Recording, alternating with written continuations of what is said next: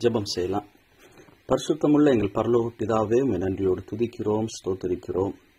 1 Samuel 25வது அதிகாரத்தில் உள்ள மறைந்திருக்கிற கர்த்தருடைய வார்த்தையில் உள்ள வெளிச்சங்கள், கர்த்தருடைய வழிகள், உம்முடைய கோலும் உம்முடைய தடியும் தேற்றுகிறது என்று நாங்கள் வாசிக்கிறோம். உம்முடைய வார்த்தையினால் நாங்கள் சமாதானம் அடைய, எங்களுடைய இருதயம் சாந்தமடைய, கர்த்தருக்கு முன்பாக மன தாழ்மை உள்ளவர்களாய் இருக்க, கர்த்தருடைய சிங்காசனத்துக்கு முன்பாக, உம்முடைய வார்த்தைக்கு முன்பாக எங்களை தாழ்த்துகிறோம். இதோ நாங்கள் ஆண்டவருக்கு அடிமை, உம்முடைய வார்த்தையின்படி எங்களுக்கு ஆக கடவுது என்று ஆண்டவருடைய தாயாரைப் போல ஜெபிக்கிறோம். கிருபை பெருகட்டும். இந்த நேரங்களை மகிமையான நேரங்களாக, எங்கள் இருதயம் கொழுந்துவிட்டு எரிகிற நேரங்களாக மாற்றித்தாரும். கிருபை பெருகட்டும். எங்கள் ஆண்டவராகிய இயேசு கிறிஸ்துவின் மூலமே ஜெபிக்கிறோம் பிதாவே, ஆமென். 1 சாமுவேல் 25வது அதிகாரம். இந்த அதிகாரம், அதுக்கு முந்தின அதிகாரம், அதுக்கு பிந்தின அதிகாரம் 24, 25, 26 இந்த 3 அதிகாரங்கள்லையும் தொடர்ந்து கர்த்தர் தாவீதுக்கு கற்றுத்தருகிற ஒரு முக்கியமான பாடத்தை நாம 3 அதிகாரத்திலையும் பார்க்க முடியும். நடுவில் திடீர்னு சவுலுக்கும் தாவீதுக்கும் உள்ள இந்த பிரச்சனை, இந்த நெருக்கம், இதுக்கு நடுவில் 25வது அதிகாரத்தில் சம்பந்தமே இல்லாத ஒரு ஸ்டோரி அப்படின்ற மாதிரி இருக்குது. யோனத்தான் குறித்து இல்லை, சவுலை குறித்து இல்லை, சாமுவேலை குறித்து இல்லை. இந்த அதிகாரத்தில் தான் சாமுவேலுடைய மரணம் ஏற்படுறத நம்ம வாசிக்கிறோம். ஒரே ஒரு வசனத்தில் சாமுவேலுடைய வாழ்க்கையினுடைய முடிவு எழுதப்பட்டிருக்கு. ஆனால் இங்கே குறிப்பிட்ட மாகோன் பட்டணத்தில், அந்த ஊரில் வாழ்ந்த காலேப்புடைய சந்ததியானாகிய நாபாலுடைய மனைவி அபிகாயில், இவங்களை குறித்த இவங்களுக்கும் தாவீதுக்கும் ஏற்படுகிற உரையாடல், இதை நம்ம இங்கே வாசிக்கிறோம். பட் 1 சாமுவேல் 24, 25, 26 3 அதிகாரத்திலுமே கர்த்தர் தாவீதுக்கு சொல்லி தருகிற முக்கியமான பாடம் என்னன்னா, பழிவாங்குதல், பதிலளிப்பது. இது கர்த்தருக்குரியது. ஆனா இதை தாவீது 1 சாமுவேல் 24 ரொம்ப அழகா இதை கையாண்டார். கர்த்தர் அபிஷேகித்த மனுஷன் மேல நான் எப்படி கை போடுவேன், அவரை கொல்ல மாட்டேன் அப்படின்னு அவர் தெளிவா இருந்தார். Very good. ஆனா 1 சாமுவேல் 25 வரும்போது நாபாலுடைய ஊழியக்காரர் மேல, குறிப்பா அவர் வீட்டில் ஒரு நாய் அவருடைய ஊர்ல உயிரோடு இருந்தா கூட அதை நான் சும்மா விட மாட்டேன், அதை நான் பழி வாங்குவேன் அப்படின்னு சொல்லுகிற அளவுக்கு அவர் கோபப்பட்டு பழிவாங்க, பதிலளிக்க, சுய நீதியோடு செயல்படுறார். 1 சாமுவேல் 25, 22 தாவீது சொல்றாரு, அவனுக்கு உண்டான எல்லாவற்றிலும் சுவரில் நீர் விடும் ஒரு நாயை முதலாய் பொழுது விடிய மட்டும் நான் உயிரோடு வைத்தால் தேவன் தாவீதின் சத்துருக்களுக்கு அதற்கு சரியாகவும் அதற்கு அதிகமாகவும் செய்ய கடவர் என்று சொல்லியிருந்தார். இது ஒரு விதமான ஒரு வித்தியாசமான ஒரு ப்ராமிஸ். பொதுவா நீங்க பழைய ஏற்பாட்டில் பார்த்தீங்கன்னா, இதை நான் செய்யலைன்னா கர்த்தர் எனக்கு அதற்கு சரியாகவும் அதற்கு அதிகமாகவும் செய்ய கடவர் அப்படின்னு தனக்குத்தானே ஒரு நியாய தீர்ப்பு சொல்லிக்குவாங்க. ஆனா இங்க தாவீது கொஞ்சம் வித்தியாசமா சொல்றாரு, தேவன் தாவீதின் சத்துருக்களுக்கு அதற்கு சரியாகவும் அதற்கு அதிகமாகவும் செய்ய கடவர். நான் மட்டும் நாபாலை கொல்லாம விட்டுட்டேன்னா, நாபாலுடைய வீட்டில் உள்ள மனிதர்களையும் மிருக ஜீவன்களையும் நாய் முதற்கொண்டு நான் கொல்லாம விட்டுட்டேன்னா, அதாவது நாபாலுக்கு நன்றி உள்ளவர்களாய் இருக்கிறவர்களையும், அதுதான் அவர் சொல்றார். நாபாலுடைய சிநேகிதர்கள், நாபாலுக்கு நன்றி உள்ளவர்கள், நாபாலுக்கு சாதகமானவர்கள், நண்பர்கள், இவர்களை கூட நான் நைட்டு விடியறதுக்குள்ள, பகல் அந்த ராத்திரி விடியறதுக்குள்ள நான் கொல்லாம உயிரோட விட்டேன்னா ஆண்டவர் அதற்கு சரியாகவும் அதற்கு அதிகமாகவும் தாவீதுக்கு செய்ய கடவர்னு சொல்லல, தாவீதின் சத்துருக்களுக்கு செய்ய கடவர் அப்படின்னு அவர் ஒரு பொருத்தனைன்னு சொல்லலாம், ஒரு நிபந்தனை அல்லது ஒரு சக்ரமம், பிரெஞ்சில் சொல்லணும்னா ஒரு சக்ரமம், ஒரு உறுதிமொழி. அப்படி அவர் சொல்றார், ஆண்டவர் என் சத்துருக்களுக்கு நான் மட்டும் உயிரோடு விட்டேன்னா அதுக்கு அதிகமாக அவங்களுக்கு செய்ய கடவர் அப்படின்னு சொல்றாரு. அந்த அளவுக்கு ஒரு கோபமா அவர் புறப்பட்டு போறார். அப்படியே ஒரு மாறுபட்ட தாவீது 1 சாமுவேல் 24 அபிஷேகிக்கப்பட்ட சாமுவேல் தீர்க்கதரிசி நியாயாதிபதியின் மூலமாக அபிஷேகிக்கப்பட்ட சவுல் மேல கை போட மாட்டேன்றாரு. ஆனா கர்த்தருடைய அபிஷேகம் பெறாத அபிஷேகிக்கப்படாத நாபால் மேல கை போடுவேன்றாரு. அப்படின்னா இங்க தாவீதினுடைய மனநிலை எப்படி இருக்குன்னா, ஒரு ஒரு ஃபர்ஸ்ட் கிளாஸ் மனிதர்கள், ஊழியர்கள், அவங்களன்னா நான் ஒரு மாதிரி கனம் பண்ணுவேன். சராசரியான நபர்கள், தன்னை போல தனக்கு ஈடாக இல்லை தனக்கு கீழே இருக்கிறவங்கள நான் வேற மாதிரி ட்ரீட் பண்ணுவேன். அந்த மனநிலை தாவீதுட்ட இருக்கு. இங்க அபிகாயில் என்கிற ஒரு பெண்மணி, அந்த பெண்ணை கொண்டு கர்த்தர் தாவீதுக்கு அருமையான பாடங்களை சொல்லித்தரார். அப்படி செய்யக்கூடாது அப்படின்னு சொல்லி ரொம்ப ஒரு புத்திசாலித்தனமான ஒரு பாடத்தை இங்க தாவீதுக்கு அபிகாயில் மூலமாக கர்த்தர் சொல்லித்தரார். அதனால அவருடைய கோபம் தணியுது. அவர் நாபால கொல்லாதபடிக்கு, குற்றமில்லாத ரத்தத்தை சிந்தாதபடிக்கு, நாபால் குற்றவாளி தான், ஆனாலும் கூட அங்க தாவீதினுடைய கை இந்த விஷயத்துல அவர் முற்கோபமா செயல்படாதபடிக்கு கர்த்தர் அபிகாயில் மூலமாக தாவீதை காப்பாற்றுவார். 26வது அதிகாரத்துல திரும்பவும் ஒரு சம்பவம் இங்க சவுலுக்கும் தாவீதுக்கும் வரும்போது, திரும்பவும் சவுல் தாவீதை பிடிப்பதற்கு வரும்போது, இங்க தாவீது அபிசாய் கூட அவர் ராத்திரியில சவுல் இருக்கிற தன்னுடைய எதிரியினுடைய அந்த பாளையத்துக்குள்ள போறாரு. அவங்க தூங்கிட்டு இருக்கிற இடத்துக்கு போறாரு. அங்க போகும்போது அபிசாய் திரும்பவும் சொல்றாரு, நான் கொன்று போடட்டுமா அப்படின்னு 8வது வசனத்துல 1 சாமுவேல் 26:8 அபிசாய் தாவீதை பார்த்து, இன்று தேவன் உம்முடைய சத்ருவை உம்முடைய கையில் ஒப்பு கொடுத்தார். இப்போதும் நான் அவனை ஈட்டியினால் 2 குத்தாக குத்தாமல் ஒரே குத்தாக நிலத்தில் உருவ குத்தட்டுமா என்றான். தாவீது அபிசாயை பார்த்து, அவரை கொல்லாதே, கர்த்தர் அபிஷேகம் பண்ணுவித்தர் மேல் தன் கையை போட்டு குற்றமில்லாமற் போகிறவன் யார் என்று சொன்னான். பின்னும் தாவீது 1 சாமுவேல் 26:10 கர்த்தர் அவரை அடித்து அல்லது அவருடைய காலம் அவர் மரித்து அல்லது அவர் யுத்தத்திற்கு போய் மாண்டால் ஒழிய நான் என் கையை கர்த்தர் அபிஷேகம் பண்ணுவித்தவர் மேல் போடாதபடிக்கு கர்த்தர் என்னை காக்க கடவர் என்று கர்த்தருடைய ஜீவனை கொண்டு சொல்லுகிறேன் அப்படின்னு அவர் சொல்லி, அங்க இருந்த தலைமாட்டில் இருந்த சவுளுடைய தலைமாட்டில் இருந்த ஈட்டியையும் தண்ணீர் செம்பையும் எடுத்துக்கொண்டு போவோம் சொல்லி போயிடுறாங்க. ஓகே. ஆனா இந்த 24, 25, 26 இந்த 3 அதிகாரத்திலையும் கர்த்தர் தாவீதுக்கு சொல்லி தருகிற ஒரு பாடம் என்னன்னா, மனிதர்களை ஆளுவதற்கு முதல்ல நீ மந்தையை மேய்த்து கொண்டிருந்த, மந்தை மேய்ப்பனாக ஒரு தலைமைத்துவம் இருந்தது.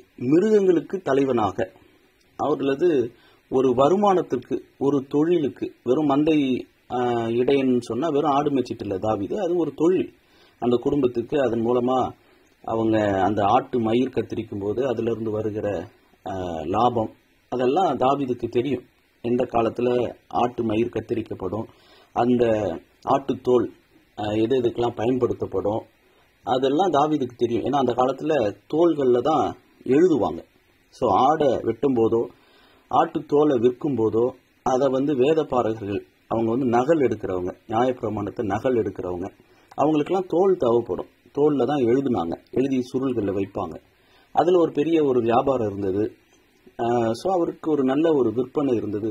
ப்ரொஃபஷ்னலாக தொழில்துறையில், அதே நேரத்தில் மந்தையை மேய்க்கிறதுல, பாதுகாக்கிறதுல, இதிலெல்லாம் அவருக்கு அனுபவம் இருந்தது. ஆனால் தேவ ஜனத்தை மேய்க்கிறதற்கு, தேவ ஜனத்திற்கு ஒரு மந்தையை போல தேவ ஜனத்தை பார்ப்பதற்கு, அங்கே எப்படி அந்த மனிதர்கள், தேவ சாயலில் உருவாக்கப்பட்ட ஆத்துமாக்கள், அதுலேயும் தனக்கு சார்பா தனக்கு ஆதரவா இல்லாதவர்கள், தன்னை எதிர்க்கிற, பகைக்கிற, விரோதிக்கிறவர்கள், முரடர்கள். ஏன்னா இங்க நாபாலை குறித்து வாசிக்கிறோம். 3வது வசனத்துல அந்த மனுஷனுக்கு நாபால் என்றும் மனைவிக்கு அபிகாயில் என்றும் பெயர். அந்த ஸ்திரீ மகா புத்திசாலியும் ரூபவதியுமாய் இருந்தால் அந்த புருஷனும் முரடனும் துராகிரதனுமாய் இருந்தான். அல்லது அராஜக பெயர் பெரி, குடிச்சுக்கிட்டு கூத்தடிச்சுக்கிட்டு யார் பேச்சையும் கேட்கறது கிடையாது, யாரும் போய் பேச முடியாது. அந்த மாதிரி ஆள்லாம் இருக்கிறாங்க. ஒன்றும் போய் பேச முடியாது அவங்க கிட்ட, அவங்க சொல்றதுதான் கரெக்டு. அந்த மாதிரி ஒரு மனுஷங்கிட்ட பேசினா உடனே அடிப்பாங்க, கோவப்படுவாங்க. அபிகாயில் எவ்வளவு அடி வாங்கினாங்கன்னு தெரியல நாபால்கிட்ட. அந்த மாதிரி ஒரு துராகிரதன், அராஜகமான ஒரு பேர் வழி, ரொம்ப அரோகண்ட் மேன், ரொம்ப ஒரு முரட. இப்படிப்பட்ட மனிதர்களை சந்திக்கும் போது அபிஷேகிக்கப்பட்டவர்களோ அபிஷேகிக்கப்படாதவர்களோ அவங்களை எப்படி நடத்தணும், எப்படி அவங்களுக்கு பதில் அளிக்கணும், எப்படி அவங்களை ட்ரீட் பண்ணணும், அந்த நேரத்தில் எப்படி ரெஸ்பாண்ட் பண்ணணும். A Christian is not known by his action, but a Christian is known but by his reaction அப்படின்னு ஒரு வாசகம் இருக்கு. ஒரு அழகான வார்த்தை. அதை நீங்கள் எங்கே எழுதிக்கிறீங்களோ மனதில் எழுதிக்கிட்டா நல்லது. ஒரு கிறிஸ்தவனை எப்படி கண்டுபிடிக்கலாம் அப்படின்னா, அவங்களுடைய செயல்கள் மூலமாக கிறிஸ்தவர்களை கண்டுபிடிக்க முடியாது. கண்டுபிடிக்கிறத விட அவங்களுடைய எதிர்ச்செயல், அவங்களுடைய reaction, how they respond, how they react. A Christian is known not by his action, but a Christian is known by his reaction. இது ரொம்ப முக்கியமான ஒரு வாழ்வு முறை, ஒரு சுபாவம். நம்ம எப்படி அவங்களுக்கு பதில் அளிக்கிறோம். சில பேர் குதர்ப்பமாக பேசுகிறவங்க, வாக்குவாதம் பண்ணுறவங்க, புரியாமல் இருக்கிறவங்க, விசுவாசத்தில் பலவீனமானவங்க, அல்லது முதல் தலைமுறை கிறிஸ்தவர்கள், பின்மாற்றத்தில் இருக்கிறவங்க, பைபிளை வச்சுக்கிட்டு சண்டை போட்டுக்கிட்டு தங்களுடைய அறிவை அங்கே மேன்மை பாராட்டுகிற சுயநலவாதிகள் அல்லது சுய மகிமையை தேடுறவங்க, இது பலதரப்பட்டவங்க நம்ம சந்திக்கிறோம். அவங்கக்கிட்ட நம்ம எப்படி பதிலளிக்கிறோம். அந்த கல்விமானின் நாவு, அந்த அந்த தெளிவை ஆண்டவர் நமக்கு கிருபையார் நமக்கு தரும்போது அதை தான் இந்த தாவீதுக்கு சொல்லித்தரார். 24 சொல்லித்தராரு, 25 சொல்லித்தராரு, 26 3 முறை சொல்லித்தராரு. எப்படி பேதுருவுக்கு 3 முறை ஒரே காரியத்தை திரும்ப திரும்ப கேள்வி கேட்டாரோ, அதே போல இங்கே தாவீதுக்கு 3 முறை ஒரே பாடத்தை வித்தியாசமான மனிதர்கள், அபிஷேகிக்கப்பட்ட சவுல், அபிஷேகிக்கப்படாத நாபால். சொல்ல போனா ஏறக்குறைய தாவீதுனுடைய ஆட்டிடியூட தான் இங்க நாபால் பிரதிபலிக்கிறார். ஒரு வகையில சொல்லணும்னா நாபாலுடைய ஆட்டிடியூட் அப்படி சவுளுடைய ஆட்டிடியூட் தான், அல்லது தாவீதினுடைய சவுளுடைய ஒரு சப்ஸ்டிடியூட் தான் இந்த நாபால். இந்த நாபாலுக்கு இருந்த கேரக்டர் என்னன்னா, லூக்கா 12வது அதிகாரத்தில் நம்ம வாசிக்க முடியும். லூக்கா 12:16 20வது வசனம் வரைக்கும் உள்ள அந்த வார்த்தைகள் அப்படியே நாபாலுக்கு பொருந்தும். லூக்கா 12:16 ஒரு ஓமையை அவர்களுக்கு இயேசு சொன்னார். ஐஸ்வர்யமுள்ள ஒருவனுடைய நிலம் நன்றாய் விளைந்தது. அப்பொழுது அவன், நான் என்ன செய்வேன், என் தானியங்களை சேர்த்து வைக்கிறதற்கு இடமில்லையே. நான் ஒன்று செய்வேன், என் களஞ்சியங்களை இடித்து பெரிதாக கட்டி எனக்கு விளைந்த தானியத்தையும் என் பொருள்களையும் அங்கே சேர்த்து வைத்து, பின்பு ஆத்துமாவே, உனக்காக அநேக வருஷங்களுக்கு அநேகம் பொருள்கள் சேர்த்து வைக்கப்பட்டிருக்கிறது. நீ இளைப்பாரி புசித்து குடித்து பூரிப்பாயிரு என்று என் ஆத்துமாவோட சொல்லுவேன் என்று தனக்குள்ளே சிந்தித்து சொல்லிக் கொண்டான். தேவனோ அவனை நோக்கி, மதிகேடனே, உன் ஆத்துமா உன்னிடத்திலிருந்து இந்த ராத்திரியிலே எடுத்துக்கொள்ளப்படும். அப்பொழுது நீ சேகரித்தவைகள் யாருடையதாகும் என்றார். இந்த லூக்கா 12 வாசிக்கிற இந்த எகோயிஸ்ம் அல்லது ஈகோ நிறைந்த தன்னுடைய பொசஷன்ஸ், தன்னுடைய உரிமை, சொத்துக்கள், நிலங்கள், இது மேல ஒரு அதிகாரம் செலுத்துகிற ஒரு ஐஸ்வர்யத்தின் மயக்கம் உள்ளவர்கள் தங்களுடைய ஆத்துமாவை குறித்து கவலைப்பட மாட்டாங்க. ஒன்று. ரெண்டாவது, அடுத்தவங்களுடைய ஆத்துமாவை குறித்தும் கவலை இருக்காது. இது ஐஸ்வர்யத்தின் மயக்கம். இது ஒரு விதமான போதை. இது பண ஆசை, பொருள் ஆசை, இதெல்லாம் இதுக்குள்ள அடங்கும். இங்க இந்த நாபாலுக்கு இந்த கேரக்டர் இருந்தது. லூக்கா 16 இன்னொரு காரியத்தை வாசிக்கிறோம். லூக்கா 16 தன்னுடைய உரிமைகள், தன்னுடைய சொத்து, தன்னுடைய பொருட்கள், இதன் மேல இப்படி ஒரு மனநிலை கொண்ட ஒரு மனிதனை லூக்கா 12 வாசித்தோம். லூக்கா 16 இன்னொரு ஒரு கேரக்டர். லூக்கா 16:12 வேறொருவனுடைய காரியத்தில் நீங்கள் உண்மை உள்ளவர்களாக இராவிட்டால் உங்களுக்கு யாதொன்றை சொந்தமாக கொடுப்பவர் யார்?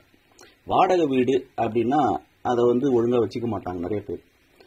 பாத்ரூம் டாய்லெட்னா அதை ஒழுங்கா தண்ணி ஊற்றிட்டு வரமாட்டாங்க. பாத்ரூம் டாய்லெட் தானே, பொது கழிப்பறை தானே, அதில் எதுக்கு சுத்தமாக இருக்கணும் அப்படின்னு அதில் பொது இடத்தையோ அரசாங்கத்துக்குரிய பொருளையோ அல்லது வாடகை வீடையோ அதெல்லாம் ஓனர் பார்த்துக்குவாரு அப்படின்னு சொல்லி ஒருத்தவங்க நமக்கு ஒரு ப்ரிப்பே பண்ணுறாங்க. ஒரு காரையோ இல்லை ஒரு வீட்டையோ இல்லை ஒரு பொருளையோ நமக்கு இனாமாக நமக்கு சில பேர் ப்ரிப்பே பண்ணுறாங்க, அல்லது நமக்கு பாரோ பண்ணுறாங்க, கடனாக கொடுக்குறாங்க, வச்சுக்கிட்டு அப்போ யூஸ் பண்ணிட்டு கொடுங்கன்றாங்க. ஒரு புடவையை கொடுக்கலாம், ஒரு ட்ரெஸ்ஸு கொடுக்கலாம், ஒரு வாட்ச் கொடுக்கலாம், ஏதோ ஒன்று நமக்கு கொடுக்குறாங்க, ஒரு சின்ன பொருள் அல்லது பெரிய பொருள். மற்றவர்களுடைய வேறொருவனுடைய காரியத்தில் உண்மையாக இராதவர்கள் அவர்களுக்கென்று சொந்தமாக அவங்க எதையும் பெற்றுக்கொள்ள முடியாது.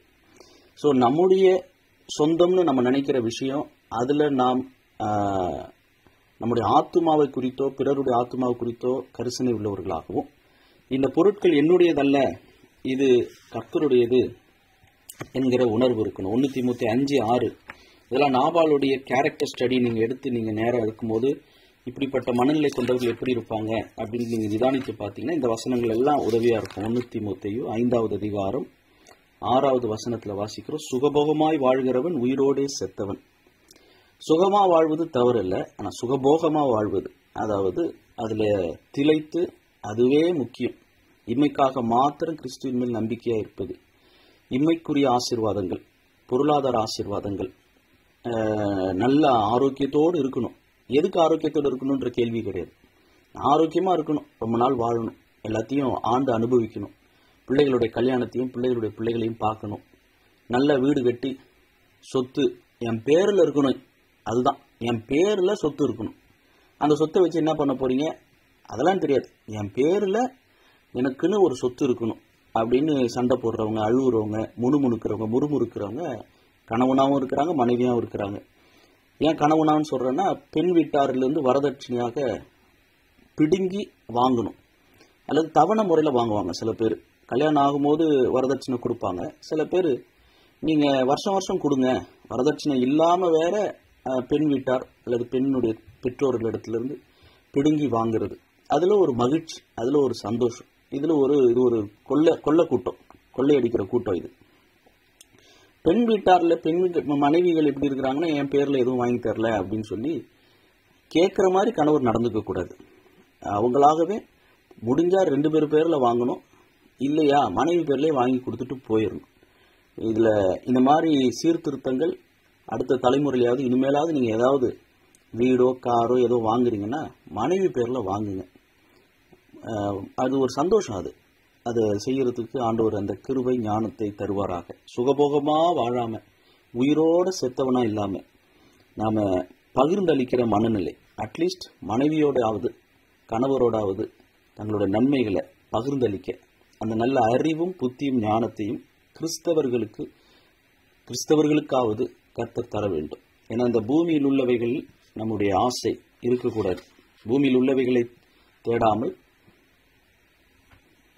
மேல இருக்கிற காரியங்களை, மேலானவைகளையே நாடுங்கள். பூமிக்குரியவைகள் அல்ல, மேலானவைகளையே நாடுங்கள். இந்த எண்ணம் நமக்கு இருக்கணும். இது நாபால குறித்த ஒரு மனநிலை. ஆனா அபிகாயில் பாத்தீங்கன்னா, அபிகாயில குறித்து நம்ம என்ன வாசிக்கிறோம்னா, அவர் மகா புத்திசாலி, ஒரு ரூபவதி. 1 சாமுவேல் 25:3 வாசிக்கிறோம், அந்த ஸ்திரீ, அந்த பெண் அபிகாயில் மகா புத்திசாலியும் ரூபவதியுமாய் இருந்தாள். புத்திசாலி அப்படின்னு சொன்னா புதிய ஏற்பாட்டில் இயேசு கிறிஸ்து சொல்லி கொடுத்த புத்திசாலித்தனம் அல்லது புத்தி உள்ளவர்கள் யாருன்னா, மத்தேயு 7வது அதிகாரம் 24 வாசிக்க முடியும். மத்தேயு 7:24 நான் சொல்லிய இந்த வார்த்தைகளை கேட்டு இவைகளின்படி செய்கிறவன் எவனோ அவனை கண்மலையின் மேல் தன் வீட்டை கட்டின புத்தியுள்ள மனுஷனுக்கு ஒப்பிடுவேன். புத்தியுள்ள மனுஷனுக்கு ஒப்பிடுவேன். கேட்கிறவன் கேட்டு அதன்படி செய்கிறவன். பெருமழை சொரிந்து பெருவெள்ளம் வந்து காற்று அடித்து அந்த வீட்டின் மேல் மோதியும் அது விழவில்லை, ஏனென்றால் அது கண்மலையின் மேல் அஸ்திபாரம் போடப்பட்டிருந்தது. நான் சொல்லிய இந்த வார்த்தைகளை கேட்டு இவைகளின்படி செய்யாதிருக்கிறவன் எவனோ அவன் தன் வீட்டை மணலின் மேல் கட்டின புத்தி இல்லாத மனுஷனுக்கு ஒப்பிடப்படுவான். பெருமழை சொரிந்து பெருவெள்ளம் வந்து காற்று அடித்து அந்த வீட்டின் மேல் மோதின போது அது விழுந்து முழுவதும் அழிந்தது என்றார். 2 பேருமே வசனத்தை கேட்டாங்க. அதுல ஒருத்தர் கேட்டதின்படி வாழ்ந்தார், இன்னொருத்தர் கேட்டதின்படி கீழ்ப்படியவில்லை. கீழ்ப்படுகிறவர்கள் தான் புத்தி உள்ளவர்கள். வெறுமனே கேட்கிறவர்கள் வேதத்தை வாசிக்கிறவங்க. சில பேர் பயமா இருந்ததுன்னா பைபிளை தூக்கி தலாணி பக்கத்துல வச்சுட்டு தூங்குவாங்க. சில பேரால் தனியா ஒரு இடத்துல போய் புது இடத்துல தூங்க முடியாது. அப்ப பைபிளை தூக்கி தலைமாட்டில் வச்சுக்கிட்டு, சும்மா பைபிள் தலைமாட்டில் இருக்கணும், ஒரு சிலுவை தலைமாட்டில் இருக்கணும் அப்படின்னு வச்சுக்குவாங்க. சில பேர் விளக்குமாறு செருப்பெல்லாம் கூட தலைமாட்டில் வச்சுட்டு தூங்குவாங்க. அது அவங்களுக்கு அந்த பயத்தை போக்குகிற ஒரு சக்தி அப்படின்ற மாதிரி, இடிதாங்கி அப்படின்ற மாதிரி சில பேர் அந்த மாதிரிலாம் வச்சிருப்பாங்க. பைபிள் அப்படி யூஸ் பண்றது இல்லை. ஏதோ ஒரு கொரோனா வைரஸ்க்கு ஒரு மாஸ்க் போடுற மாதிரி ஒரு பயத்தை போக்குகிற ஒரு சக்தி உள்ள ஒரு புத்தகம் அப்படின்னு பைபிளை யூஸ் பண்றது இல்லை. அந்த பைபிளை வாசிக்கிறவர்களும் அதை கேட்கிறவர்களும் பாக்கியவான்கள், அதன்படி செய்கிறவர்கள் பாக்கியவான்களாக இருப்பார்கள், புத்திசாலிகளாக புத்திமான்களாகவும் இருப்பார்கள் அப்படின்னு நம்ம இயேசு கிறிஸ்து மத்திய 7 நம்ம வாசிக்கப்படுறோம். அபிகாயில பார்த்தீங்கன்னா அவங்களுடைய புத்திசாலித்தனம் ரொம்ப வித்தியாசமானது. அவங்க போயிட்டு நாபால்கிட்ட சொல்லிட்டு இருந்தா அவரு குடிச்சிட்டு அங்க கூத்தடிச்சிட்டு குமால் அடிச்சிட்டு இருக்கிறாரு. அவர் ஒரு மொரட அராஜக பேர் வழி. அவர்கிட்ட போயிட்டு இந்த மாதிரி நீங்க பண்ணிட்டீங்க, தாவீதனுடைய மனுஷர்களும் வந்தாங்க, அவங்களுக்கு கொடுக்க மாட்டேன் பகிர்ந்தளிக்க மாட்டேன்னு சொன்னதும் இல்லாம அவங்களை அவமானப்படுத்தி அனுப்பிட்டீங்க. தாவீதனுடைய இயக்கத்திலிருந்து வந்த 10 வாலிபர்களை அவமானப்படுத்தி அனுப்பிட்டீங்க. அவர் வேற கோபமா வராரு, அழிக்க வராரு அப்படின்னு கேள்விப்பட்டிருக்கிறேன் அப்படின்னு போய் பேசுனா அங்க சண்டை வரும். அங்க அபிகாயில் நாபால் இடத்துல வாக்குவாதம் பண்ண வேண்டியதா இருக்கும், சண்டை போட வேண்டியதா இருக்கும், அடி வாங்க வேண்டியதா இருக்கும். இதெல்லாம் பண்ணாம இங்க அபிகாயில் என்ன பண்றாங்கன்னா நாபால் கிட்ட எதையுமே சொல்லாம அவங்க பாட்டு கடகடன்னு செய்ய வேண்டிய வேலைகள்லாம் செய்யறாங்க. பிற்பாடு சொல்றாங்க, எல்லாத்தையும் முடிச்சுட்டு நாபாலுடைய மனைவி அபிகாயில் இடத்துல இது நடந்துச்சு, நான் இது பண்ணேன் அப்படின்னு அதுக்கு பிற்பாடு சொல்றாங்க. ஒரு விஷயத்தை எப்போது எப்படி யாரிடத்தில் சொல்லணும்? வேதத்தின் அடிப்படையில் பார்த்தா புருஷனுக்கு மனைவி கீழ்ப்படியணும். ஆனா இங்க அபிகாயில் நாபாலுக்கு கீழ்ப்படியில, சொல்லவே இல்லை, சொல்லிட்டு செய்யல. ஏன்னா அவர் ஒரு முரட, ஒரு அராஜக பேர் வழி. நம்முடைய புத்திசாலித்தனம் பெருங்காற்றினால்தான் சோதிக்கப்படுது. பெருங்காற்று அடிக்கப்படும் போது, பெருவெள்ளம் வரும்போது, பிரச்சனைகள் வரும்போது நம்மளுடைய understanding is tested by trials and hardships. கஷ்டங்களும் பாடுகளும் சோதனைகளும் வரும்போது தான் நம்ம எந்த அளவுக்கு புத்திசாலித்தனமா ஒரு காரியத்தை சமயோஜித புத்தியோடு புரிந்து அதை செயல்படுத்துறோம், எப்படி ரியாக்ட் பண்றோம், செஞ்சுட்டு சொல்றோமா சொல்லிட்டு செய்யணுமா, யாருக்கிட்ட சொல்லிட்டு செய்யணும், எப்படிப்பட்டவங்கிட்ட செஞ்சுட்டு சொல்லலாம். இங்க அபிகாயில் இந்த குறிப்பிட்ட இந்த இடத்துல ரொம்ப ஞானமா புத்திசாலித்தனமா எழுத்தின்படி எடுத்தா அவங்க கற்பனையை மீறுறாங்க, கீழ்ப்படியில, அறிவிக்கல, அனுமதி கேட்கல. ஆனா அவங்க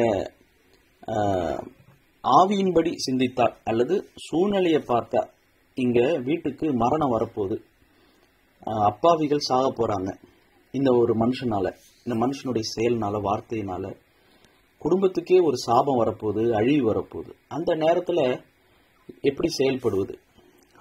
எறும்பை குறித்து வேதத்துல வாசிக்கிறோம், தனக்கு அதிகாரியே இல்லாட்டினாலும் எறும்பு எதுவும் போக்கு வழியில அந்த ஒரு டிராபிக் ஜாம் வராம, வழி நெரிசல் இல்லாம ரொம்ப அழகா அது நேரா போகுது. அதிகாரிகள் இல்லை. அதாவது என்ன அர்த்தம்? ஞானிக்கு அதிகாரி தேவையில்லை அப்படின்றத நாம எறும்பின் இடத்துல கற்றுக்கொள்ள முடியும். ஞானமா செயல்படுறவங்களுக்கு சில நேரங்கள்ல அவங்களுக்கு அதிகாரிகள் தேவையில்லை. அவங்க கர்த்தருடைய ஞானத்துல நடக்கிறதுக்கு கர்த்தர் அப்படிப்பட்ட சில சூழ்நிலைகளை சில மனிதர்களுக்கு சில நேரங்களில் அனுமதிக்கிறார். அந்த நேரத்துல நம்மளுடைய மனசாட்சி கர்த்தர் தந்த தீபமா இருக்கு. புதிய ஏற்பாட்டு காலத்தின்படி சொல்லணும்னா கர்த்தருடைய ஆவியானவர் நம்முடைய ஆவியுடனே கூட சாட்சி சொல்றார். பழைய ஏற்பாட்டுல ஊரின் தும்மி மேபோத் இருந்தது. புதிய ஏற்பாட்டுல நம்முடைய ஆவியுடனே கூட கர்த்தருடைய ஆவியானவர் சாட்சி கொடுக்கிறார். சாட்சி பிரமாணம் நமக்குள்ள இருக்கு. கர்த்தருடைய ஏவுதல், ஒரு ப்ராம்ப்டிங், கர்த்தர் என்னை நடத்துகிறார், என்னை ஏவுகிறார் என்கிற உணர்வு, அனுபவம் புதிய ஏற்பாடு புதிய உடன்படிக்கையில மறுபடியும் பிறந்த தேவ பிள்ளைகளுக்கு, கிறிஸ்துவுக்குள்ளான தேவ பிள்ளைகளுக்கு ஒரு பாக்கியம் என்ன? ஆவியானவருடைய ஏவுதல். அப்ப நாம எப்படி நடந்துக்கணும்? அதுக்கு எல்லாத்தையும் ஆவியானவருடைய ஏவுதல்னு நம்ம எடுத்துக்க முடியாது. ஆலோசனைக்காரர் அதிகமா இருந்தா அது நல்லது, அதிகாரம் உள்ளவர்களுக்கு கீழ்ப்படிவது நல்லது.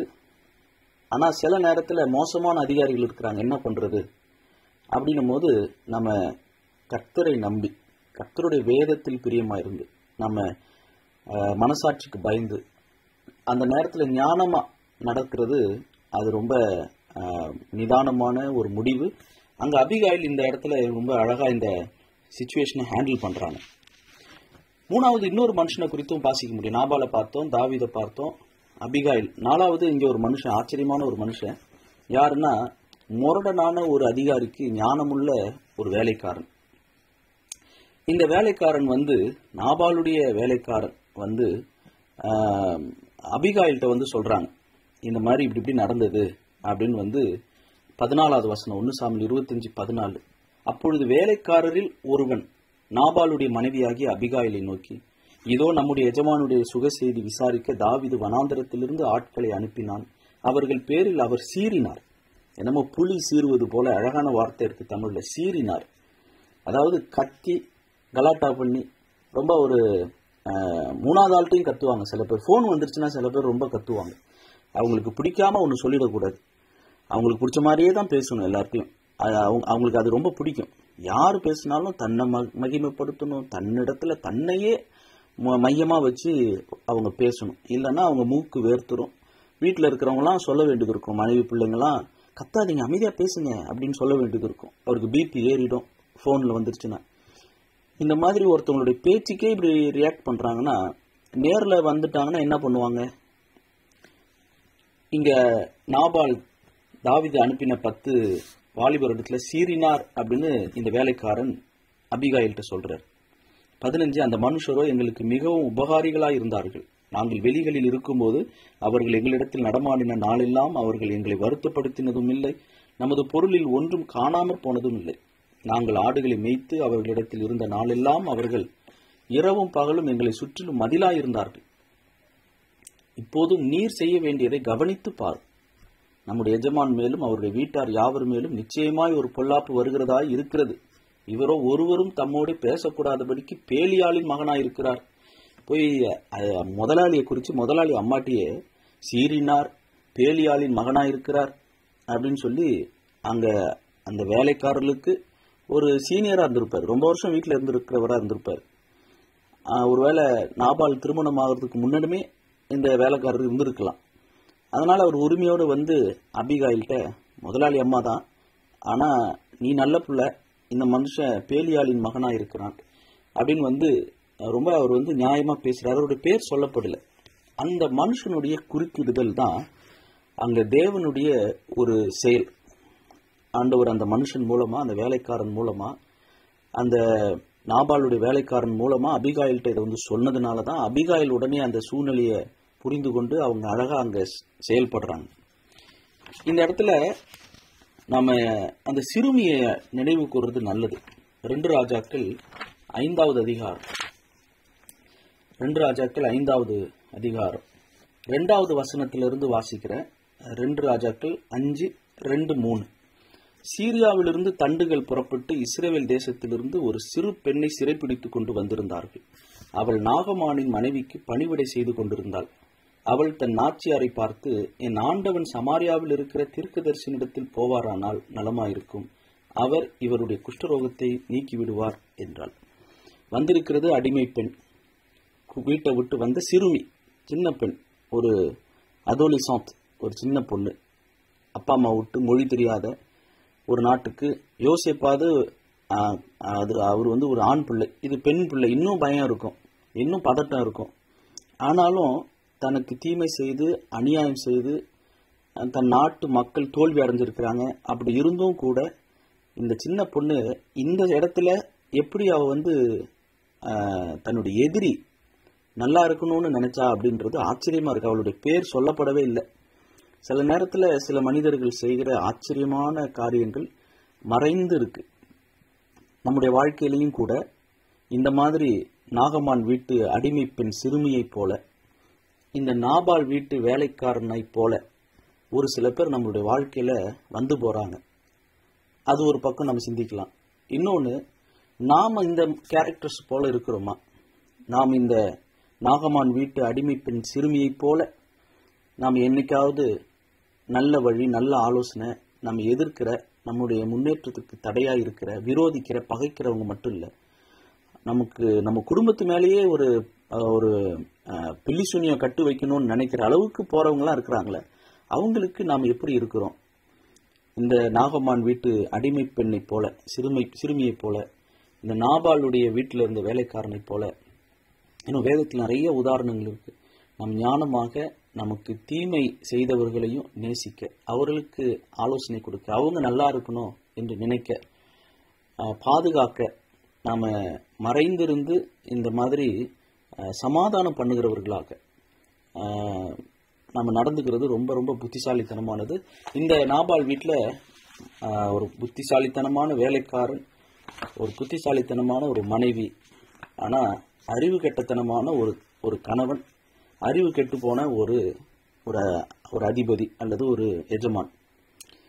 இந்த மாதிரி நிறைய குடும்பத்திலையும் இருக்குது, நிறைய கிறிஸ்தவ ஸ்தாபனத்திலையும் இருக்கு, கிறிஸ்தவ சபைகள்லையும் ஆவிக்குரிய தலைவர்கள், உடன் ஊழியர்கள் நல்லா இருக்கிறாங்க, விசுவாசிகள் மூப்பர்கள் அங்க நல்லா இருக்கிறாங்க. ஆனா அங்க ஆவிக்குரிய தலைவர்கள், கிறிஸ்தவ ஸ்தாபனமாகட்டும், கிறிஸ்தவ சபையாகட்டும், கிறிஸ்தவ குடும்பங்களாகட்டும், எத்தனையோ இன்ஸ்டிடியூஷன்ஸ்ல கூட தலைமைத்துவத்தில் இருக்கிறவங்க முரடர்களா இருக்கிறாங்க, அராஜகமா இருக்கிறாங்க. அது ஆசீர்வாதம் இல்லை. நாபாலை போல் இருக்க வேண்டாம். இது நமக்கு ஒரு எச்சரிப்பு. அடுத்தது இங்க தாவீதை குறித்து நம்ம பார்க்கும்போது, தாவீது அவர் உரிமையோடு கேட்கிறாரு. தாவீது ஏன் ஒரு பிச்சை கேட்கல. எங்க இயக்கத்துக்கு அல்லது எங்களுடைய இந்த 600 பேர் கொண்ட இந்த மனிதர்கள் 10 பேரை நான் பிரதிநிதியா அனுப்புறேன், எங்களுக்கு பசிக்குது, எங்களுக்கு எதையாகிலும் சாப்பாடு கொடுக்கலாம், இல்லை ஆட்டு தோல் கொடுக்கலாம், இல்லை எதையாவது உங்க விருந்து பண்றீங்க, அதுல ஏதாவது ஒன்று கொடுக்கலாமே அப்படின்னு அவர் உரிமையோடு கேட்கறதுக்கு காரணம் என்னன்னா, அவர் என்ன சொல்ல வர்றாருன்னா, எனக்கும் இந்த இன்னைக்கு நாபாலுடைய தொழில் ஆட்டு மந்தைகள் இன்னைக்கு அது மயிர் கத்திரிக்கப்படுற நாள் இல்லையா? 2வது வசனத்துல வாசிக்கிறோம், அவனுக்கு 3000 ஆடு 1000 வெள்ளாடு இருந்தது, அவன் அப்பொழுது கர்மேலில் தன் ஆடுகளை மயிர் கத்திரித்து கொண்டிருந்தான். அப்போ அது ஒரு செழிப்பான நாள், அது ஒரு அறுவடையின் நாள். விவசாயிகளுக்கு எப்படி அறுவடையோ அது போல ஆட்டு மேய்ப்பர்களுக்கு, மந்தை மேய்ப்பர்களுக்கு மயிர் கத்திரிக்கிற நாள் ஒரு மகிழ்ச்சியான நாள், அது ஒரு லாபம் வர நாள். இந்த லாபத்திற்கு நானும் பங்காளி. ஏன்னா நானும் ஒரு வகையில, நாங்களும் தாவீதுனுடைய மனுஷர்களும் மந்தைகளை பாதுகாத்திருக்கிறோம், நாங்களும் அதுக்கு சிரமப்பட்டிருக்கிறோம். இன்டைரக்டா நாங்க மெய்ப்பர்களா இருந்திருக்கிறோம், மதில்களா இருந்திருக்கிறோம், நன்மை செய்திருக்கிறோம். இன்னைக்கு உங்களுக்கு இந்த ஒரு ஆசீர்வாதம் வந்திருக்குன்னா அதுக்கு எங்களுடைய பங்களிப்பும் இருக்குது. அதனால உரிமையோடு நான் கேட்கிறேன் அப்படின்னு தாவீது கேட்கிறாரு. கொஞ்சம் நம்ம யோசிச்சு பார்ப்போம். ஒரு மனைவி ஒரு கணவர் இடத்துல கேட்கிற மாதிரி யோசிச்சு பார்ப்போம். நான் வீட்டில் அவ்வளோ வேலை செய்கிறேன், எனக்கு உரிமை இருக்கு, எனக்கு ஒரு புடவை வாங்கித்தாங்க, என்னை வெளியே கூட்டிட்டு போங்க, என்னை ரெஸ்டாரண்ட் கூட்டிட்டு போங்க, எனக்கு ஆசைக்கு எதையாவது ஒரு பரிசு அளிங்க அப்படின்னு கேட்க உரிமை இருக்கு. ஏன்னா இந்த வீட்டினுடைய சமாதானத்துக்கு, சாப்பாடு செய்யறதுக்கு, பசிக்கு, எல்லாத்துக்கும் நான் முதலீடு போட்டிருக்கேன், இன்வெஸ்ட் பண்றேன், என்னோட எனர்ஜி டைம் இன்வெஸ்ட் பண்றேன். ஆனா அதுல எனக்கு இவ்வளவு முதலீடு இன்வெஸ்ட் பண்ணி எனக்கு அதுல இருந்து எனக்கு லாபம் என்ன, பெனிஃபிட் என்ன, எனக்கு என்ன ஒரு ஆசீர்வாதம், அதை கேட்க எனக்கு உரிமை இருக்கு அப்படின்ற மாதிரி நம்ம யோசிச்சு பார்ப்போம். அது பெற்றோர்கள் பிள்ளைகள்கிட்ட கேட்குறாங்க. நான் சின்ன வயசுலேருந்து வளர்த்துருக்கிறேன், இன்னைக்கு 20, 25, 30 வயசு ஆகுது, கல்யாணம் ஆயிடுச்சு, வீடு கட்டிட்ட, நீனும் தனி கொடுத்துன்னு போயிருக்கு. பிள்ளைகள் பெற்றோருக்கு திரும்ப செய்யறதுக்கு அவங்க கடமை இருக்கு, பிள்ளைகள் இடத்துல கேட்கறதுக்கு பெற்றோருக்கு உரிமை இருக்கு. அதனால நான் கேட்கிறேன் அப்படின்ற மாதிரி யோசிச்சு பார்ப்போம். இது மாதிரி அடிக்கிட்டே போகலாம். இந்த ஒரு மனநிலை தான் தாவீது இந்த நாபால் இடத்துல கேட்கிறாரு. நாங்க இவ்வளவு பண்ணியிருக்கோம், இன்னைக்கு உங்களுக்கு லாபமா இருக்கிறீங்க, ஆசீர்வாதமா இருக்கிறீங்க, அதுக்கு எங்களுக்கும் அதுல பங்கு உண்டு அப்படின்னு கேட்கிறாரு. புதிய ஏற்பாட்டினுடைய பார்வையில பார்க்கும்போது இதை நம்ம எப்படி புரிந்து கொள்வது? உரிமை இருந்தும் அந்த உரிமையை நாம் எப்படி இப்படி யோசிச்சு பார்ப்போம். ஊழிய வட்டாரத்துல நான் ஊழியம் செய்யறேன், வசனத்தை விதைக்கிறேன், காணிக்கை கேட்க எனக்கு உரிமை இருக்கு இல்லையா? நான் ஊழியம் செய்யறேன், நான் கர்த்தருடைய வசனத்தை விதைக்கிறேன், ஆவிக்குரிய நன்மைகளை விதைக்கிறேன், சரீர நன்மையை அறுவடை செய்கிறதுக்கு தேவ ஊழியர்களுக்கு உரிமை இருக்கு. ஆனா அந்த உரிமையை போய் தாவீது நாபால்கிட்ட கேட்ட மாதிரி ஊழியர்கள் கேட்கலாமா? காணிக்கை கேட்கலாமா? கூடாது இல்லையா? அப்ப காணிக்கை கேட்பது கூடாது, காணிக்கை தானாக வர வேண்டும். அப்படின்னா அதே போல வீட்டில் இருக்கிற உறவினர்கள் அல்லது பெற்றோர்கள் பிள்ளைகளிடத்திலேயோ அல்லது மனைவி கணவரிடத்திலேயோ கணவன் மனைவியின் இடத்துலையோ இந்த மாதிரி யாரெல்லாம் நம்ம வீட்டில் சகோதரங்களுக்குள்ள உறவினர்களுக்குள்ள நான் இந்த நன்மை செஞ்சேன், அதுல எனக்கு ஆசீர்வாதத்தை பெற்றுக்கொள்ள, நன்றி கடன் பெற்றுக்கொள்ள, திரும்ப வெகுமதியை பெற்றுக்கொள்ள எனக்கு உரிமை இருக்கு, அந்த உரிமையோடு நான் கேட்கிறேன் அப்படின்றது சரினா, ஊழியர்கள் காணிக்கை கேட்பது சரி. ஊழியர்கள் காணிக்கை கேட்பது தவறுனா நாமும் மற்றவங்கிட்ட போயிட்டு எனக்கு உரிமை இருக்கு நான் கேட்க வரேன்னு சொல்றது தவறு. இது தவறுனா அது தவறு, அது சரினா இது சரி. எங்கேயாவது ஒண்ணுல சரி தவறுன்னு சொல்லணும். 2 கொரிந்தியர் 12வது அதிகாரம் 14வது வசனம். 2 கொரிந்தியர் 12:14. இதோ உங்களிடத்திற்கு 3ஆம் தரம் வர ஆயத்தமாய் இருக்கிறேன். நான் உங்களை வருத்தப்படுத்துவதில்லை. நான் உங்களுடையதல்ல, உங்களையே தேடுகிறேன். பெற்றாருக்கு பிள்ளைகள் அல்ல, பிள்ளைகளுக்கு பெற்றார்களே பொக்கிஷங்களை சேர்த்து வைக்க வேண்டும். அப்படின்னா பெரியவங்க தான் சின்னவங்களுக்கு சேர்த்து வைக்கணும், சின்னவங்க பெரியவங்களுக்கு சேர்த்து வைக்கிறது இல்லை.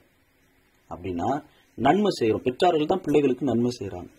ஒரு உறவினருக்கு நன்மை செய்யறோம், சரியா?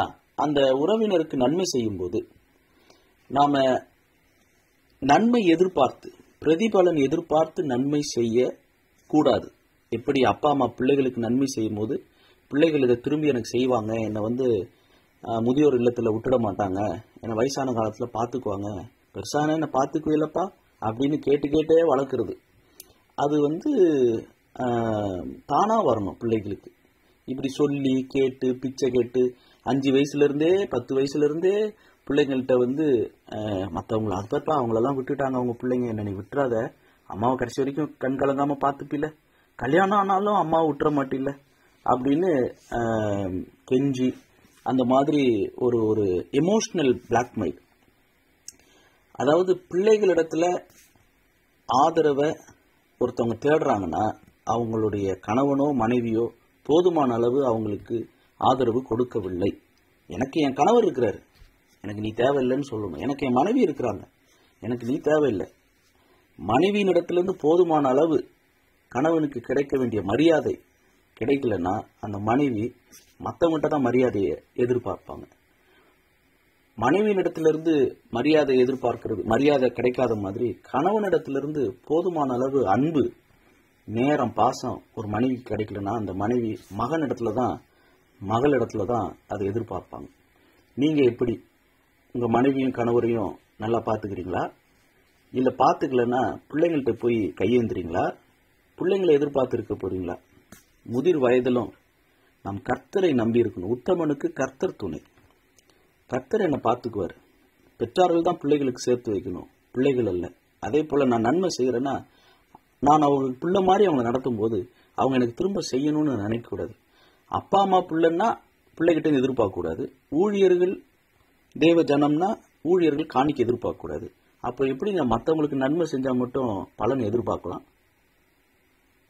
தப்பு தானே, செய்யக்கூடாதுல்ல. நாம இனிமேல் இந்த தாவீது நாபால்கிட்ட நடந்த மாதிரி நாம நடந்துக்காம பிறரிடத்திலிருந்து உங்களுடையது அல்ல, உங்களையே தேடுகிறேன், நீங்க எனக்கு பிரதிபலன் செய்யணும்னு இல்லை, அது நீங்களா செஞ்சீங்கன்னா ஆச்சரியமா இருக்குது, நான் எதிர்பார்க்கவே இல்லையே அப்படின்னு சொல்லலாம். ஆனா நீங்க இதை செய்யணும்னு நான் எதிர்பார்க்கிறேன், நீங்க செஞ்சதே தாமதம், எப்பயோ செஞ்சிருக்கணும், இப்ப போய் செய்றீங்களே, அதுலயும் மொய் வைக்கிறதுல எழுதி வச்சு அவங்க இவ்வளவு கொடுத்தாங்க நாம இவ்வளவு கொடுக்கணும், அவங்க செஞ்சாங்களே அதுக்காவது செய்ய வேணாமா அப்படின்லாம் நாம கணக்கு பார்த்து நன்மை செய்வது அது சரியில்லை. நல்லா இருந்ததுன்னா இன்னும் கொஞ்சம் போட்டு சாப்பிடுங்க அப்படின்னு நம்ம சொல்றோம். ஒரு சாப்பாட்டை நல்லா திருப்தியா சாப்பிடுங்கன்னு சொல்றோம். அதே மாதிரி நன்மை செய்யும் போது திருப்தியா நன்மை செய்யணும். அப்பா அம்மா பெற்றோர் பிள்ளைகள் சொன்னேன், ஊழியர்கள் தேவஜானம் சொன்னேன். சாப்பாட்டை 3வது உதாரணம். சாப்பாட்டுல நான் ஒரு வேளை தான் போட்டு சாப்பிட்டேன், நீங்க 2 வேளை போட்டு சாப்பிடுறீங்க அப்படின்னு கேட்கிறோமா? இல்ல, உன் பசிக்கு உன் வயிற்றுக்கு சாப்பிடு அப்படின்னு சொல்றோம். அதே போல அவங்களுக்கு என்ன தேவையோ அந்த தேவைக்கு என்னால் என்ன உதவி செய்ய முடியுமோ வாய்ப்பு இருந்தால் செஞ்சுட்டு அதை நாம் எதிர்பார்க்காதபடி நன்மை பலன் எதிர்பார்க்காதபடி நடந்து கொள்ளணும். 1 தெசலோனிக்கர் 2 வசனங்கள் 5, 6, 1 பேதுரு 5வது அதிகாரம் முதல் 4 வசனங்கள், 2 தெசலோனிக்கர் 3வது அதிகாரம் 7-9. திரும்ப சொல்றேன், 1 தெசலோனிக்கர் 2வது அதிகாரம் வசனங்கள் 5, 6, 1 பேதுரு 5வது அதிகாரம் வசனங்கள் 1-4, 2 தெசலோனிக்கர் 3 வசனங்கள் 7-9. இந்த வசனங்களையும் நீங்க இந்த சிந்தனையோடு வாசிக்கலாம். 1 பேதுரு 5வது அதிகாரம் 2வது வசனத்தை வாசிக்கிறேன். 1 பேதுரு 5வது அதிகாரம் 2வது வசனம். தாவீது ஆட்டு மந்தைகளுக்கு மேய்ப்பனாய் இருந்தார். ஆனா தேவ ஜனத்தை வழிநடத்தக்கூடிய ஒரு கர்த்தருடைய அபிஷேகத்தை பெற்ற ஒரு அரசனாக, ராஜாவாக, அல்லது தேவனுடைய பிரதிநிதியாக, பிரதிபலிக்கிற ஒரு தலைவனாக ஒரு ஆவிக்குரிய தலைவனாகவும் அரசியல் தலைவனாகவும் இருக்கணும்னா, தேவ ஜனத்துக்கு இருக்கணும்னா எப்படி நடத்துறது? 1 பேதுரு 5வது அதிகாரம் 2வது வசனம். உங்களிடத்தில் உள்ள தேவனுடைய மந்தையை, அந்த மந்தையில நாபால் மாரி ஆள் இருப்பாங்க, சவுல் மாரி ஆள் இருப்பாங்க, யோனத்தான் மாரி ஆள் இருப்பாங்க, அபிகாயில் மாரி ஆள் இருப்பாங்க.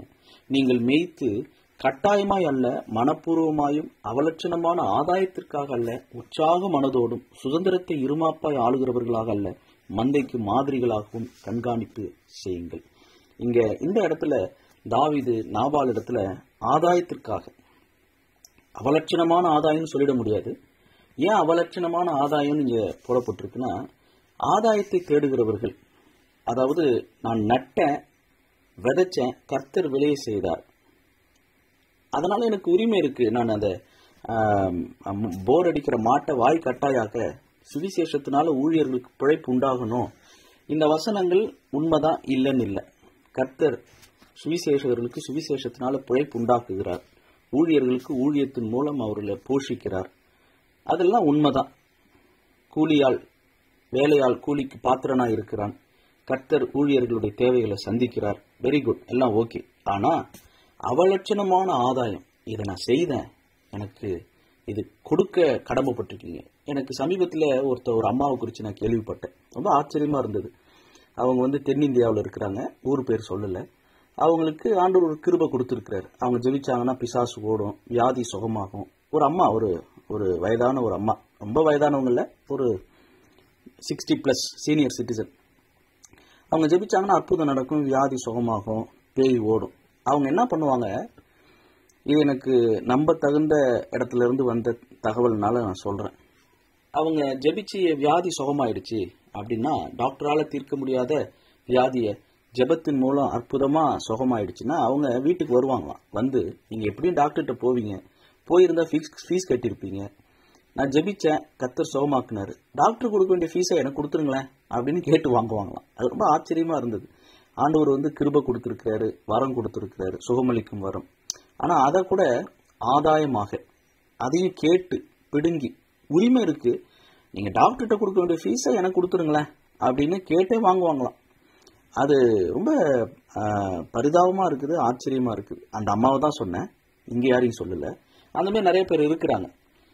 அவங்களை குறித்து தான் இங்க வாசிக்கிறோம். பேதுரு மூலமா ஆவியானவர் எழுதியிருக்கிறாரு, உங்களிடத்தில் உள்ள தேவனுடைய மந்தையை நீங்கள் மேய்த்து, கர்த்தருடைய வசனத்துல, திருவார்த்தையில, கர்த்தருடைய ஆலோசனையில, எச்சரிப்புல, உங்களுடைய வாழ்வு முறையின் மூலமா நீங்க ஒரு செயிண்டா, ஒரு ரோல் மாடலா, முன்மாதிரியா, ஒரு பரிசுத்தமான ஒரு ஜீவியம் வாழ்ந்து சாட்சியாக நீங்க மற்றவர்களுக்கு முன்மாதிரியா இருந்து அவர்களை கர்த்தருடைய வழியில நடத்தி மேய்த்து, கட்டாயமாய் அல்ல, இந்த பார் கட்டாயமா கொடுத்தாகணும் சரியா அப்படின்னு, இந்த ஜபத்துக்கு இவ்வளவு காணிக்கை அப்படின்னு ஒரு ஆட்டோ கட்டணம் அப்படின்னு போட்டு வச்சிருப்பாங்க. இந்த ஏரியாவிலிருந்து இந்த ஏரியாவுக்கு போனா ஒரு ரேட்டு, அந்த ஏரியா வரைக்கும் போனா அது ஒரு ரேட்டு. அந்த மாதிரி இந்த அளவு வரைக்கும் வீடு திறப்பு விழாவுக்கு ஜெபிச்சா இவ்வளவு காணிக்கை, துக்க வீட்டில் சாவு வீட்டுக்கு ஜெபிச்சா இவ்வளவு காணிக்கை, கல்யாணம் பண்ணி வச்சா அதுக்கு ஒரு காணிக்கை. அந்த மாதிரி ஒவ்வொன்றுக்கும் ஒரு காணிக்கை ரேட்லாம் வச்சிருக்கிறாங்க. அந்த பட்டியல் விவரம் என்கிட்ட இல்லை, ஏன்னா அந்த மாதிரி காணிக்கை வாங்குற பழக்கம் இல்லை. அந்த மாதிரிலாம் பட்டியல் இருக்குது போல. அப்படி கட்டாயமாய் அல்ல, மனப்பூர்வமாய், அவலட்சணமான ஆதாயத்திற்காக அல்ல, உற்சாக மனதோடு நான் ஆண்டவருக்காக செய்வேன். பாருங்க, இன்னைக்கு ரொம்ப ஆச்சரியமா இருக்கு எனக்கு, ஸ்கைப்லையும் ஜூம்லையும் இவ்வளவு பேர் வந்திருக்கிறீங்க. ஆனா எத்தனை முறை அவ்வளவு பேருக்கு அழைப்பு கொடுத்து யாருமே வராம, கம்ப்யூட்டர் ஆன் பண்ணி வச்சுட்டு ரூமை பூட்டிட்டு, சரீர பலவீனம் இருக்கும், வீட்டில் எனக்கும் மனைவி மகன் இருக்கிறாங்க, அந்த 1 மணி நேரம் யாரும் வராங்களா இல்லையா பார்த்துக்கிட்டே இருப்பேன். டைம் ஆயிடும், தனியாக உட்காந்து பேசி, தனியாக ஃபோனில் ரெக்கார்ட் பண்ணதை 100கணக்கான பேருக்கு அனுப்பி, அதை யூடியூப்ல நான் அப்லோட் பண்ண சொல்லி ஷெக்கினா டிவி கிட்ட கேட்பேன். சென்னையில் இருக்கிற ஷெக்கினா டிவி அவங்க கிட்ட இந்த ஆடியோவை நீங்கள் யூடியூப்ல அப்லோட் பண்ணுங்கன்னு சொல்லுவேன். கேட்குறவங்க சொல்லுவாங்க நல்லா இருந்தது செய்தின்வாங்க. ஆனால் தெரியாது, யாருமே இல்லாமல் தனியாக உட்காந்து பேசிட்டு இருந்தேன்னு தெரியாது. எனக்கு கொடுக்கப்பட்ட பணி, கடமை, நான் சோறாக்குறேன், இலை விரித்து சாப்பாடு போடுறது என் வேலை. வரவங்க சாப்பிட்டு போட்டோம், வரலனாலும் நான் பேசுவேன், தனியாக பேசுவேன். ஏன்னா இதை உட்காந்து இதை மெடிடேட் பண்ணி, இதை தியானித்து ஆயத்தப்படுத்தி கர்த்தருடைய வார்த்தையை மற்றவங்களுக்கு சொல்லணுன்றது மட்டும் இல்லை, நான் கற்றுக்கொள்ளணும். நான் வேதத்தை ஆராய்வதன் மூலம் எனக்கு கற்றுக்கொண்டதை நான் பகிர்ந்து அளிக்கணும். இலவசமாய் பெற்றீர்கள், இலவசமாய் கொடுங்கள். இதை உற்சாக மனதோடு செய்யணும். சுதந்திரத்தை இருமாப்பாய் ஆளுகிறவர்களாக அல்ல, மந்தைக்கு மாதிரிகளாக கண்காணிப்பு செய்ய வேண்டும். இங்க தாவீது இந்த இடத்துல அவர் அதை தவற விட்டுட்டார். How to care the flock, watch over it willingly, not grudgingly. அதாவது ஏதாவது கிடைக்குமா, நான் வீட்டுக்கு போறேனே, சர்ச்சில் பிரசங்கம் பண்ண போறேனே, ஏதாவது பவர்னு சொல்லி கிடைச்சா கவர்னு ஏதாவது கொடுப்பாங்களா? Not for what you will get out of it, but because you are eager to serve God. கர்த்தருக்கு பணி செய்வதில் இருக்கிற அந்த உற்சாகம், நான் ஆண்டவருக்கு பணி செய்ய போறேன் அப்படின்ற ஒரு உற்சாகம் இருந்துச்சுன்னா, டோன்ட் லோட் இட். அந்த லார்ட்னா அதிகாரம் செலுத்தாதீங்க, தலைவராக இருக்காதீங்க over the people, but lead them by your own good example. இந்த வசனங்களெல்லாம் வாசிக்கும் போது தாவீதை போல இந்த இடத்துல அவர் செய்த அந்த தவறை நாம் செய்யாம, உரிமைக்காக குரல் கொடுக்கிறது நல்லது, ஆனா உரிமையில் வருகிற ஆதாயத்திற்காக நாம் குரல் கொடுக்க வேணாம். கர்த்தர் ஏற்ற வேளையில பலன் அளிப்பார். அவங்களா புரிஞ்சு ஒரு நாள் வருவாங்க. அவங்க பலன் அளிக்காட்டினாலும் கர்த்தர் ஒரு நாள் பலன் அளிப்பார். ஒரு கலசம் தண்ணீர் கொடுத்தாலும் அதற்கு பலன் உண்டு. நிச்சயம் கர்த்தர் பலன் அளிப்பார். ஒருவன் எனக்கு ஊழியம் செய்வானானால் பிதா அவனை கனப்படுத்துவார். பிதாவினிடத்திலிருந்து கனம் கிடைக்கும். தேவனாலே மாத்திரம் வருகிற மகிமையை தேடாமல் மனுஷரால் வருகிற மகிமையை தேடுகிற நீங்கள் எப்படி விசுவாசிப்பீர்கள்? மனுஷரால் வருகிற மகிமையோ கனமோ பலனோ ஆதாயமோ எனக்கு வந்தா சந்தோஷம், ஆனா அதுக்காக நான் செய்யல. கர்த்தருக்கு முன்பாக நான் இதை செய்யறேன். என்னுடைய கூலி என் எஜமான் அவரிடத்துல வரும். அப்பிரயோஜனமான ஊழியக்காரன், செய்ய வேண்டிய கடமையை மாத்திரம் செய்து கடந்து போகிறேன் என்கிற அந்த பாடத்தை இந்த 1 சாமுவேல் 25 தாவீது நாபால் இடத்துல செய்ய தவறியதிலிருந்து நாம் கற்றுக்கொள்கிறோம். அபிகாயில் தனக்கு வருகிற பெருங்காற்று சோதனையிலிருந்து புத்திசாலித்தனமாக அந்த நாபால் இடத்துல நடந்து கொண்டதை கற்றுக்கொண்டோம். நாபால் வீட்டு வேலைக்காரன் ஞானமாக அந்த நாகமான் வீட்டு சிறுமியை போல காரியத்தை கொண்டு போய் சொல்லி நடந்து கொண்டதை நம்ம பார்த்தோம். நாபாலை போல பொருளாசையோ பண ஆசையோ ஆஸ்திகளின் மீது ஆசையோ இல்லாம, குடித்து வெறித்து தன்னுடைய ஆத்மாவை குறித்து கவலையற்றவனாக இருந்தது போல நம்முடைய ஆத்மாவை குறித்து கவலையற்றவர்களாக இல்லாம பிறருடைய ஆத்மாவுக்காக கரிசனையோடு இருப்போம். நம்முடைய பொருட்கள் மட்டும் இல்ல, அடுத்தவர்களுடைய பொருட்களிலும் நாம உண்மை உள்ளவர்களாக இருப்போம். அப்பொழுது நமக்கு சொந்தமானதை கர்த்தர் நிச்சயம் வீடு கட்டுவார், நமக்கு வீட்டை ஏற்படுத்துவார், நமக்கு ஒரு ஆசீர்வாதத்தை கர்த்தர் வைத்திருக்கிறார். அடுத்தவர்களுடைய காரியத்தில் நாம் எப்படி நடந்துகிறோம் என்பதுல கவனமா இருப்போம். அதுதான் நம்ம லூக்கா 16:12 வாசித்தோம். If you are not faithful with other people's things, why should you be trusted with things of your own? உனக்கு சொந்தமா கிடைக்கணும்னு எப்படி எதிர்பார்க்கலாம் அப்படின்னு ஒரு கேள்வியோடு இருந்தது. நாம் இந்த வாசித்த இந்த வசனங்கள், இந்த அதிகாரத்தில் கற்றுக்கொண்ட பாடங்களின்படி கர்த்தர் நமக்குள்ள உணர்வுள்ள இருதயத்தை தருவாராக. ஜெபம் செய்வோம்.